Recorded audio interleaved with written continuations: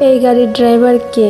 জি আমি ম্যাডাম, বলেন। এত ছোট বয়সে কি কেউ ড্রাইভার হওয়া সম্ভব? ম্যাডাম, গরিব ঘরে জন্ম আমার, নুন আনতে পান্তা ফুরাই।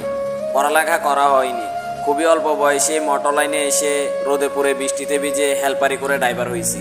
আর পেটে খিদা থাকলে সবই সম্ভব। আচ্ছা, তোমার কে কে আছে? সবাই আছে ম্যাডাম, মা বাবা ভাই বোন সবাই আছে। তোমার জীবনে কি কেউ আছে? না, একজন ছিল, সে চলে গেছে। কেন? প্রথম দোষ, পেশায় আমি ড্রাইভার। দ্বিতীয় দোষ, আমি গরিব। এমন কিছু অপরাধ দেখিয়ে সে কোনো এক প্রতিষ্ঠিত ছেলের জীবনসঙ্গী হয়ে গেছে। আর কাউকে কি আনোনি লাইফে? ড্রাইভার নামের জ্যান্ত লাশগুলোর কি আবার লাইফ থাকে? পরিবারের মুখে হাসি আর ওই বেইমান নারীর দেওয়া আঘাত, সব মিলিয়ে এখনো যে বেঁচে আছি এটাই তো অনেক। যাই হোক, আপনি কি, আপনি এত প্রশ্ন করতেছেন কেন? কেউ না, তবে কেউ হতে চাই, যদি একটু সুযোগ দেন।